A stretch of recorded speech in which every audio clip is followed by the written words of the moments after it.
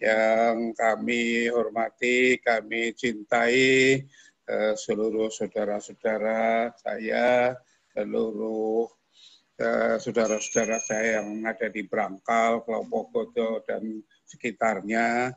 Alhamdulillah kita pada waktu ini, pada malam ini, kita bisa sama-sama ngaji tentang bagaimana kita harus hidup secara mulia yang islami.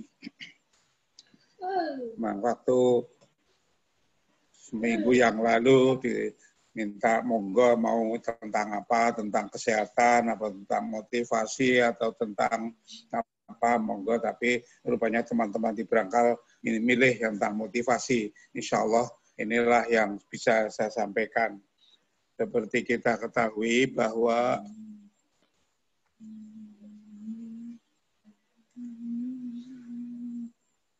hidup mulia Islami itu seperti yang biasa kita pakai dalam doa.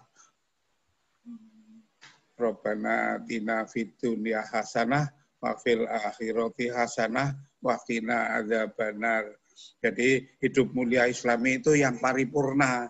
Fid dunya hasanah, di dunia itu mulia atau bahagia. Fil akhirati hasanah, di akhirat juga bahagia atau mulia. Kemudian waqina adzabannar, selamat dari neraka. Orang yang bisa seperti itu mempunyai syarat, yaitu hidup mulia maupun mati mulia. Dan syaratnya itu sudah sesuai syariah.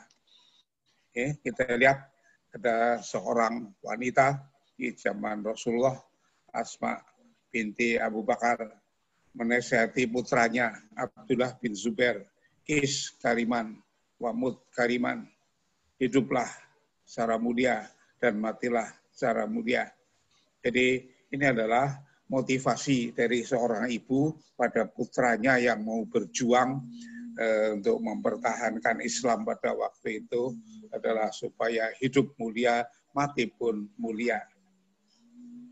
Di beberapa golongan, kata-kata is kariman, wamut kariman ini dirubah, yaitu pada saat misalnya perang kemerdekaan menjadi is kariman au mut syahidan, ya, hidup mulia atau mati syahid, ya. Tapi itu kita hari ini kita tentang mut kariman, jadi mati yang mulia. Oke. Apakah hidup mulia itu? Maka untuk hidup mulia itu kita harus mempunyai cita-cita atau mimpi yang tinggi dan mulia. Jadi seorang yang ingin mempunyai hidup mulia di dunia harus punya cita-cita, atau kadang-kadang kita berupa mimpi yang tinggi, mimpi yang baik, mimpi yang bagus. Ya, katakanlah teman-teman kita yang di Brangkal mimpi mempunyai pondok tahfidz yang besar yang isinya ribuan orang. Boleh enggak? Boleh, bagus tuh. Itu kan mimpi, cita-cita. Nah, cita-cita itu bisa pribadi, misalnya punya mimpi bisa punya toko, mimpi bisa punya sawah yang lebar, dan sebagainya, dan sebagainya. Kemudian bisa juga untuk institusi yang tadi saya katakan tadi, misalnya mimpi mempunyai pondok tahfidz yang besar sekali, dan sebagainya.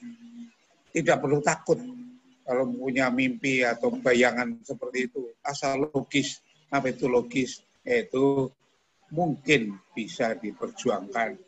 Kalau kita sudah punya mimpi seperti itu, ingat terus, pikirkan, perjuangkan sebaik mungkin. Itu caranya gitu. Jadi nggak langsung dibiarin aja. Ya. Makanya ada banyak cara untuk sukses hidup mulia. Ini cara pertama, harus niat yang kuat. Rasulullah SAW bersabda, sesungguhnya setiap perbuatan tergantung dari niat, dan setiap orang akan dibalas berdasarkan apa yang dia niatkan. Ya. Jadi hadis ini sahih, insya Allah dari Bukhari dan Muslim. Jadi kita punya niat yang kuat. Yang kedua, justru ini kadang-kadang yang orang banyak yang nggak tahu, kita kepengen bagus, kita kepengen cita-cita suatu, justru kita diperintahkan untuk mendoakan dan membantu orang lain. Rasulullah SAW bersabda, dia adalah seorang muslim yang mendoakan saudaranya tanpa sepengetahuannya, kecuali malaikat akan berkata, dan untukmu seperti itu juga. Ya, jadi artinya bahwa memang kita harus doakan. Jadi kalau misalnya saya mendoakan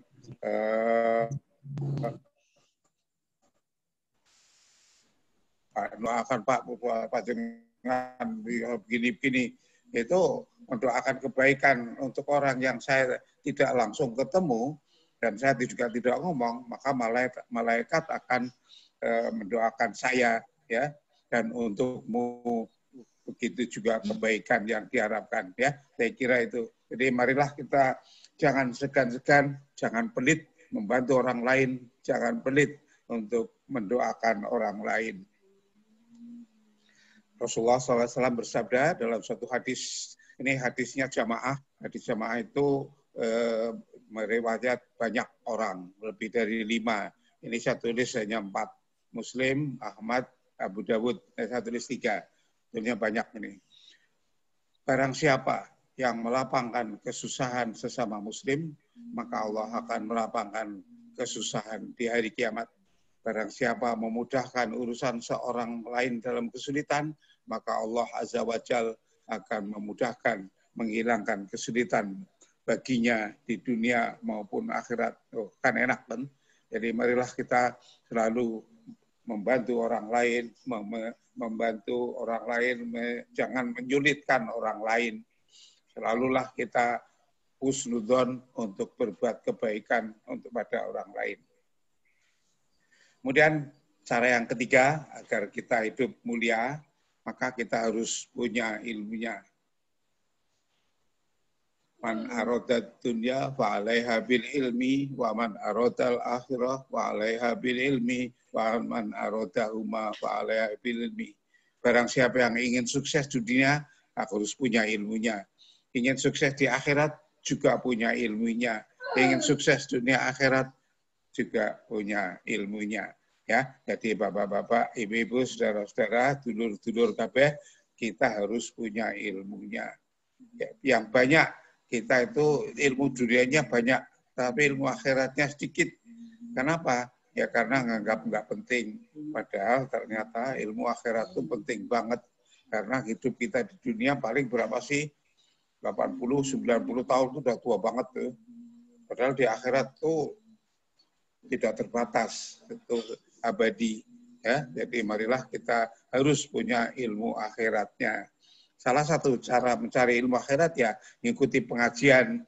Jadi rupanya Allah memudahkan orang untuk mengikuti pengajian, tidak harus datang ke masjid, tidak harus datang ke majelis taklim, repot-repot siap-siap dari rumah dan sebagainya. Cukup ya, bisa dengan HP-nya, bisa dengan komputernya, jadi secara daring seperti ini. Jadi inilah salah satu nilai positif dari adanya COVID. Jadi kita bisa ngaji dengan lebih mudah dan lebih banyak yang ikut mendengarkan. Kemudian cara keempat, berusaha atau mengerjakan semaksimal mungkin. Kita kira-kira hafal Quran surat Al-Baqarah. Innallaha la yughayyiru ma biqaumin hatta yughayyiru ma bi anfusihim. Kira-kira kita semua sudah hafal. Allah tidak akan merubah nasib seseorang atau satu kaum kecuali orang itu berusaha untuk merubahnya.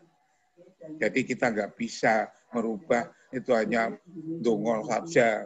Gusti Allah yang merubah, ya enggak. Itu semua dari kita usaha, nanti Allah mengijabahi. Yang nomor 5, cara sukses hidup mulia adalah koneksi dan komunikasi. Kita punya hubungan baik dengan banyak orang. Jangan milih-milih. Kalau milih, wah itu orang itu kan tidak selevel dengan saya, ini pendidikannya cuma ini, itu orang sombong namanya, nggak boleh. Kita bergaul ya udah bergaul aja. Bergaul ya bergaul aja. Jangan pikir, wah ini orangnya miskin, saya tidak usah bergaul sama dia, tidak boleh.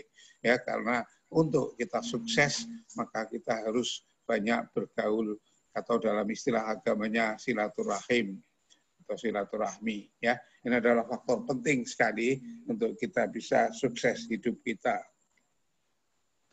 Rasulullah SAW bersabda dalam suatu hadis, insya Allah hadis ini sahih, diriwayatkan oleh Imam Muslim, barang siapa yang ingin diluaskan rezekinya dan dikenang kebaikannya, maka hendaklah banyak silaturahim. Nah, jadi justru kita harus banyak silaturahim, banyak hubungan.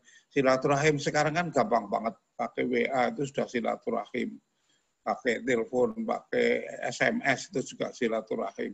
Kalau dulu kita mesti ketemu orangnya, ya dulu dunianya lain dengan sekarang. Harus mungkin naik kendaraan sampai ke rumah orang itu baru bisa silaturahim. Sekarang enggak. Pakai WA, tanpa kita keluar dari rumah, kita bisa silaturahim dengan banyak orang. Kemudian cara yang keenam, agar sukses hidup kita adalah dengan berdoa. Kita lihat dalam Quran surat Al-Baqarah. Wa idza sa'alaka ibadi anni fa inni qarib ujibu da'watat da'i idza ta'an fal yastajibu li wal yu'minu bi la'allahum yarshudun. Dan apabila hamba-hambaku bertanya kepadamu tentang aku, maka jawablah bahwasanya aku adalah dekat. Aku akan mengabulkan permohonan orang yang berdoa kepadaku, mohon kepadaku, maka hendaklah mereka memenuhi segala perintahku, dan hendaklah mereka beriman kepadaku, agar mereka selalu dalam kebenaran. Ya.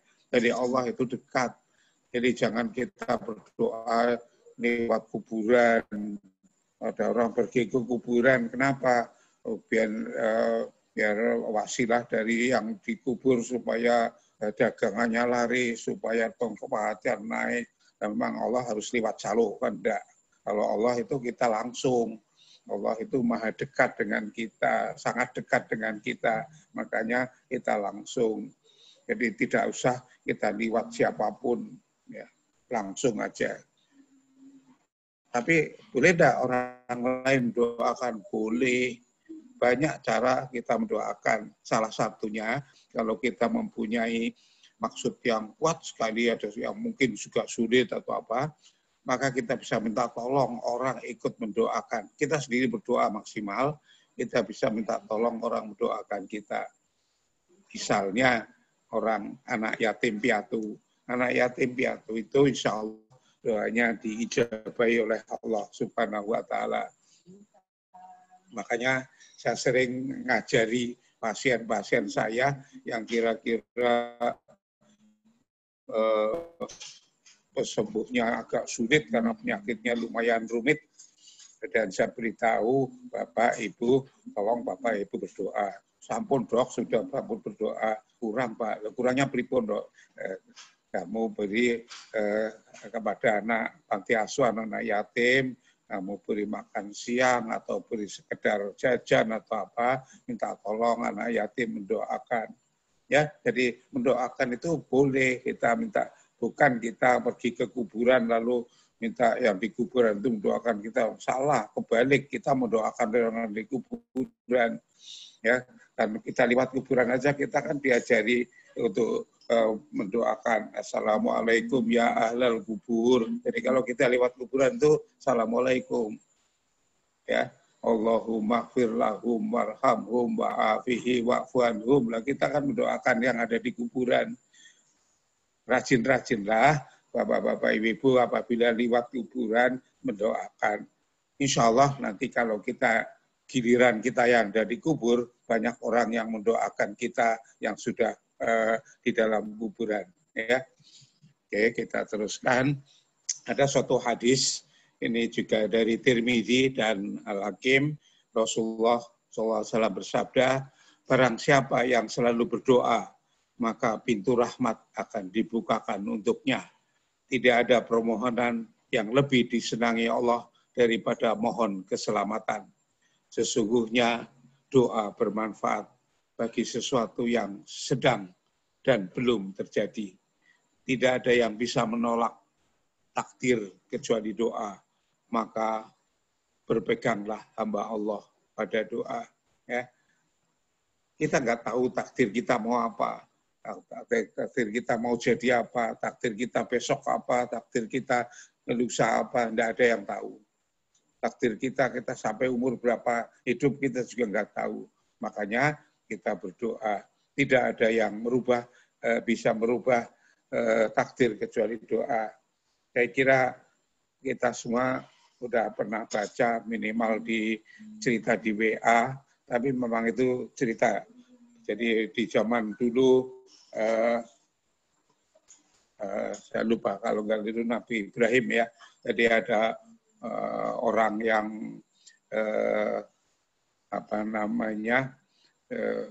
didoakan, kemudian malaikat mengatakan bahwa si A itu akan mati malam, tapi ternyata orang itu memberi sedekah karena pada orang lain dengan cukup banyak dan akhirnya sampai hidup panjang lebar, dan karena doanya kemudian malaikat seolah-olah sepertinya ditegur atau ditanyakan oleh Nabi, bukan Nabi Muhammad, saya lupa nabinya, kenapa katanya kok orang itu mati? Oh ya, orang itu memberi sedekah, mestinya memang harus mati pada malam itu, tapi dia memberi sedekah, kemudian dia berdoa dan akhirnya dia bisa panjang umur.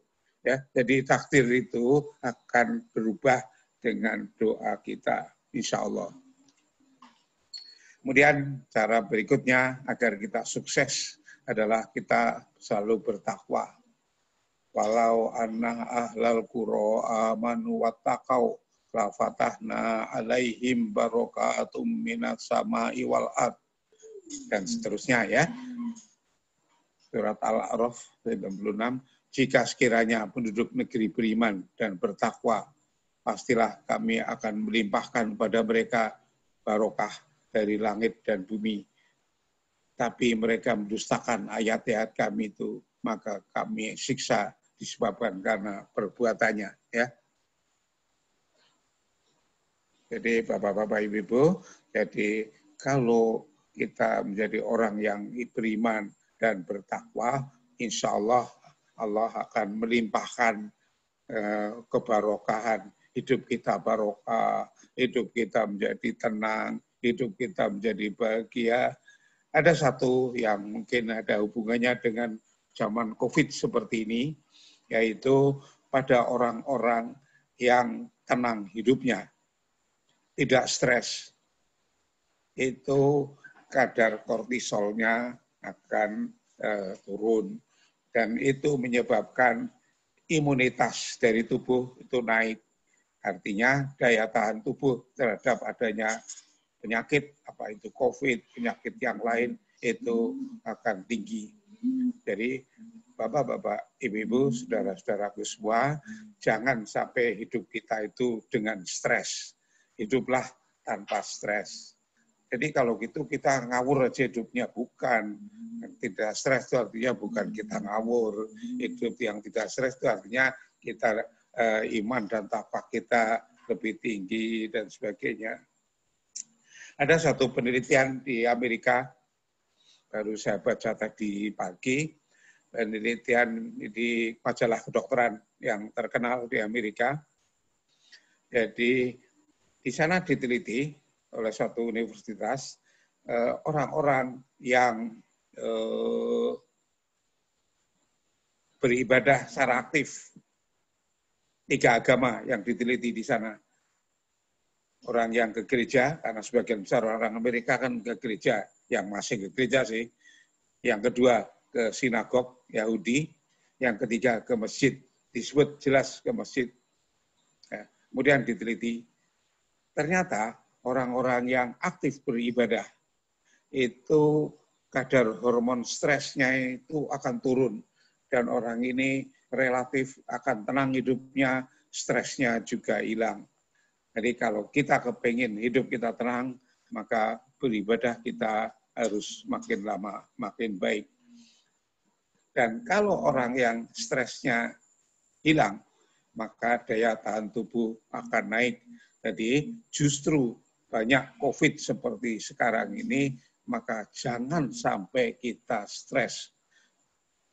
Kalau kita stres, maka daya tahan tubuh kita turun, maka mudah ketularan. Oke, kemudian yang ke-8, agar kita sukses hidup mulia, kita percaya diri. Kenapa? Percaya diri, yakin bahwa kita punya potensi, yakin bahwa kita punya kemampuan, yakin bahwa kita punya kesempatan, yakin bahwa kita bisa menghilangkan pikiran negatif dan selalu berpikiran positif. Apa hubungannya sih pikiran negatif, pikiran positif dengan sukses? Orang yang selalu berpikir negatif itu biasanya menghadapi kehidupan itu kacau. Melihat sesuatu, katakanlah ada orang lewat di depan rumah bawa map, wah itu orang mau minta sumbangan itu mesti. Itu kan pikiran negatif, itu gambaran kasar ya, seperti itu. Juga dalam hal lain, ketemu orang ngomong-ngomong di pinggir jalan, ngomongnya gitu, langsung kita selesai dengan orang itu langsung ngerasa nih, wah orang itu kok gini-gini. Ini negatif thinkingnya keluar. Orang yang seperti itu biasanya tidak percaya diri, orang yang seperti itu biasanya hidupnya susah, tidak akan bisa sukses. Makanya kita harus selalu positive thinking, berpikir positif. Kan kita adalah makhluk yang terbaik. Kuntum khairu ummatin ukhrijat linnas. Di Quran Ali Imran tadi, kamu adalah makhluk yang terbaik yang diciptakan untuk manusia dan ila akhiri ayat ya. Jadi gitu. Oke. Kemudian berikutnya cara sukses hidup mulia adalah punya keberanian untuk bertindak atau dalam bahasa Arabnya syaja'ah. Tidak semua orang berani bertindak. Orang yang berani bertindak itu memang harus berani untuk bertindak menghadapi sesuatu. Tidak usah takut. Gagal adalah sukses yang tertunda, santai aja. Bapak-bapak, ibu-ibu tahu lampu listrik, lampu sebelum ada lampu neon, lampu LED seperti yang sekarang, lampu bola lampu yang kuno itu diciptakan itu setelah hampir 1000 kali penelitian, bolak-balik gagal, bahwa yang ke-3000 berapa, itu baru lampu itu bisa nyala seperti yang kita nikmati, yang akhirnya berubah jadi lampu neon, lampu LED seperti ini. Makanya saya tulis di sini, gagal 100 kali, dan baru pada yang ke-101 itu sukses, itu adalah jauh lebih bagus daripada tidak pernah gagal, tapi tidak akan pernah sukses. Ya, jadi itu rumusnya. Laksanakan, gagal, ulang lagi, gagal, ulang lagi. Kalau kita takut gagal, kapan kita akan sukses? Tidak akan ada yang bisa sukses kalau kita tidak pernah gagal. Nah, inilah cerita tentang kegagalan. Monggo dipirsani kisah katak yang sukses. Dua ekor katak kecebur dalam lubang yang cukup dalam. Teman-temannya yang di luar, yang tidak ikut kecebur, melihat dari atas dan berteriak-teriak, pasrah aja, tunggu kematianmu, lubang ini dalam, kamu tidak akan bisa loncat keluar. Katak yang pertama diam, karena percaya pada omongan teman-temannya, menunggu nasib. Ya, menunggu nasib, mudah-mudahan ada air hujan, lalu naik, dan sebagainya. Jadi nunggu nasib aja. Kalau ada air hujan kan kataknya ikut naik. Tapi katak yang kedua justru berusaha keluar dengan loncat berpuluh kali. Pada loncatan ke-25, dia meloncat kuat sekali, dia bisa keluar dari lubang dan selamat. Kemudian teman-teman katak yang di luar ngomong, kenapa kamu terus loncat? Padahal kami berteriak-teriak agar kamu tidak meloncat dan pasrah saja seperti katak pertama temanmu itu. Katak yang kedua menjawab dengan enak, saya tidak dengarkan teriakan-teriakan kalian.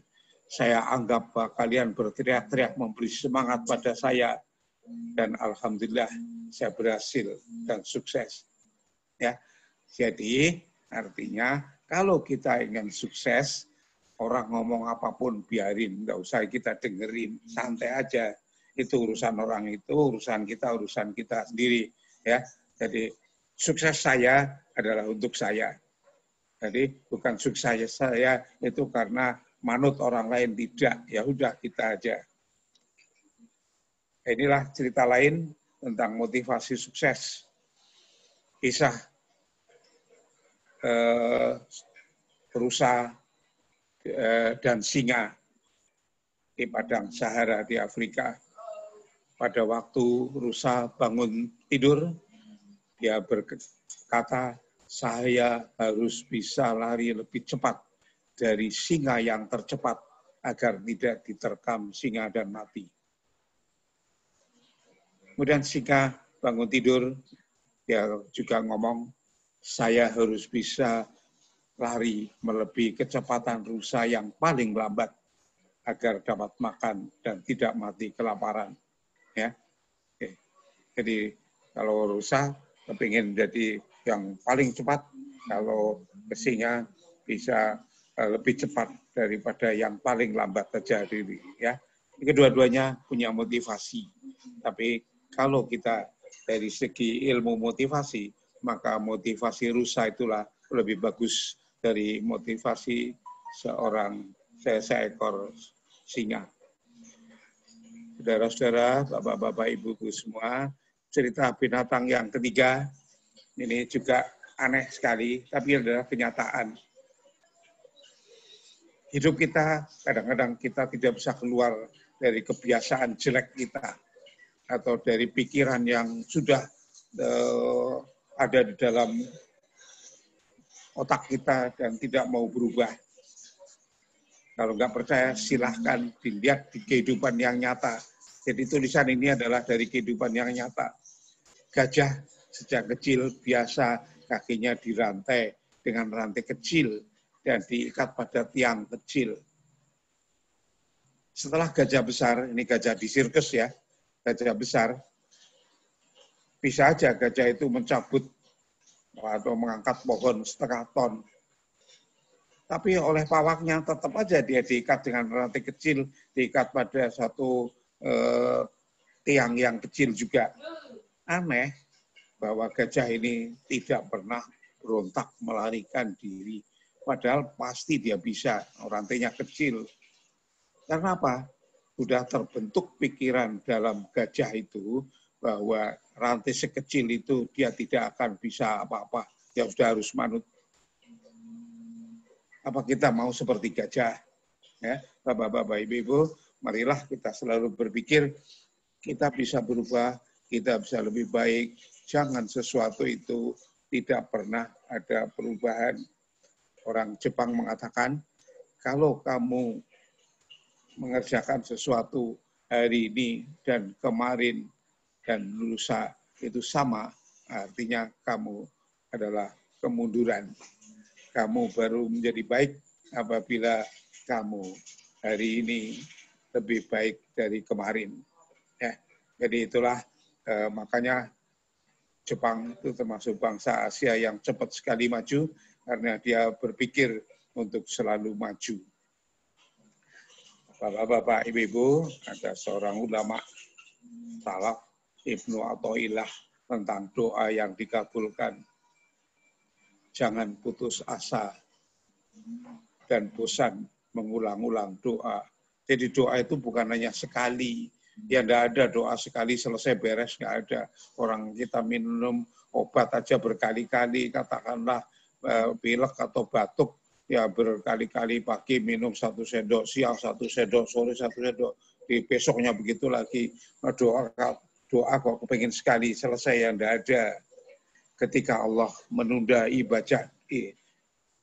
ijabah doamu, Allah pasti menjamin ijabah doa kita sesuai dengan pilihan Allah, bukan sesuai selera kita, yaitu pada waktu yang dikehendaki oleh Allah, bukan waktu sesuai mau kita.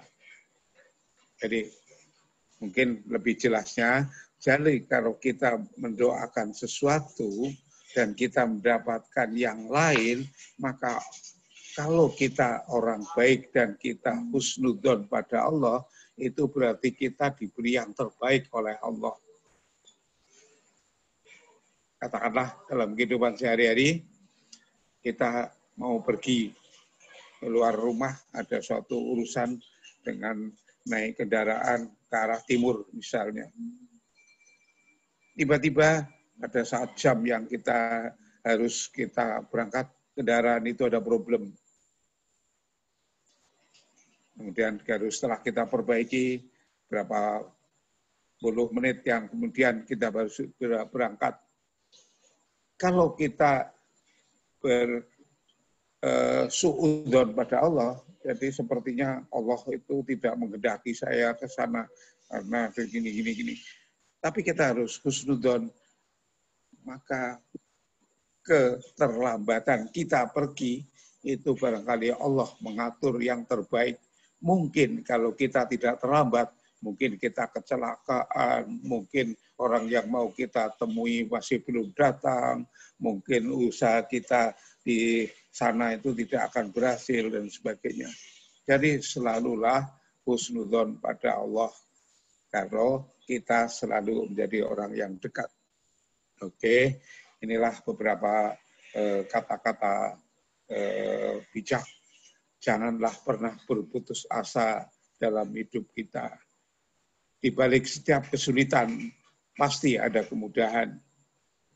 Esok hari akan merekah bunga impian nan indah harum baunya, mengusir lelah dan kesedihan, menjadi penghibur hati, tanda sukses usaha kita, anugerah ilahi Robi. Yang kemudian ini hampir terakhir, ada satu hadis doa dari Rasulullah yang diajarkan pada kita. Hadis ini diriwayatkan oleh Imam Muslim, insyaallah sahih hadisnya. Ya Allah, perbaikilah agamaku yang merupakan sandaran segala urusanku. Ya Allah, perbaikilah urusan duniaku yang merupakan tempat tinggalku. Ya Allah, perbaikilah urusan akhiratku yang merupakan tempat kembaliku. Dan jadikanlah kehidupanku ini sebagai tambahan kebaikanku. Dan jadikanlah kematianku kelak sebagai tempat istirahatku dari kejelekanku.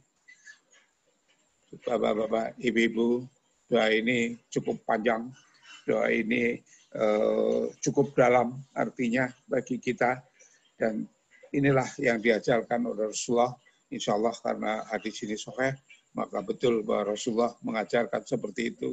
Jadi marilah kita berdoa seperti yang diajarkan oleh Rasulullah.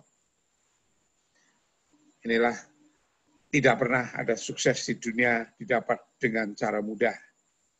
Niat, tekad, kerja keras, dan doa adalah cara untuk mempermudahnya. Ya, nggak ada sukses itu instan. Sekarang bekerja besok pagi udah sukses, itu nggak ada. Ya, maka niat, tekad, kerja keras, doa adalah untuk mempermudahnya. Ya, semoga ada manfaatnya. Wallahu a'lam bishawab. Jadi kata sering pada akhir dari suatu pengajian kita pakai penutup wallahu a'lam bishawab, dan hanya dari Allah lah kebenaran itu ada, atau pakai kata bahasa yang biasa adalah hanya kebenaran itu hanya dari Allah saja. Jadi mungkin yang saya tulis semua, yang saya katakan semua ini ada salah satu, karena manusia adalah dhaif, kebenaran hanya dari Allah. Makanya kita ikuti dengan wal afu minkum, mohon maaf kalau ada kesalahan. Wassalamualaikum warahmatullahi wabarakatuh. Waalaikumsalam warahmatullahi wabarakatuh. Warahmatullahi wabarakatuh. Terima kasih Profesor Rifki Muslim atas materi motivasinya pada malam hari ini. Hadir juga pada malam hari ini Bapak Bambang Hudrayanto dari PDM Kebumen. Alhamdulillah. Alhamdulillah. Kepada seluruh peserta, mungkin ada yang ingin bertanya, bisa untuk mengangkat tangannya atau bisa untuk meng-mute ya. Silakan untuk peserta di Zoom meeting untuk bertanya.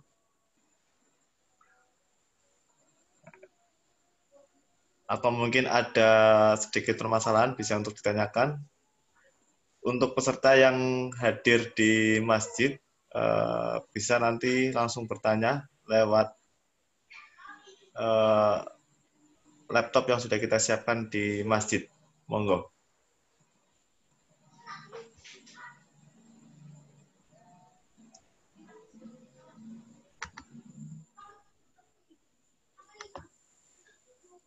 Mungkin sudah jelas semua, Prof, untuk materi yang pertama hari ini. Alhamdulillah, semuanya gamblang. Jadi memang ujung-ujungnya di doa. Doa, Allahumma shlih li dini ala diya ismatu amri, ila akhir itu ya. Ya, betul. Mudah-mudahan kita bisa mengamalkan doa tersebut dan Allah memberikan akhir hayat kita seperti pada doa tersebut semuanya. Gitu ya. Mungkin itu yang bisa kita kaji pada malam hari ini kepada Profesor Dr. Rifki Muslim. Kami ucapkan jazakumullah khairan jazaa atas ilmu yang sudah diberikan kepada kami dan kepada seluruh hadirin dan hadirin yang hadir offline dan yang online. Insya Allah kajian Zoom meeting ini rutin ya, setiap malam Rabu dengan pemateri bergantian dari putra-putra almarhum Bapak Muslim rahimahullah ya, salah satu pejuang yang ada di Tanah Merangkal. Itu saja dari kami, kita tutup kajian pada malam hari ini dengan doa penutup majelis. Subhanakallahumma rabbana wa bihamdika asyhadu an la ilaha illa anta astaghfiruka wa atubu ilaik. Wabillahi taufiq wal hidayah. Assalamualaikum warahmatullahi wabarakatuh. Waalaikumsalam warahmatullahi wabarakatuh. Assalamualaikum, Pak Wahid. Waalaikumsalam warahmatullahi wabarakatuh. Sehat, Wah, Mbak? saya jelas sekali ini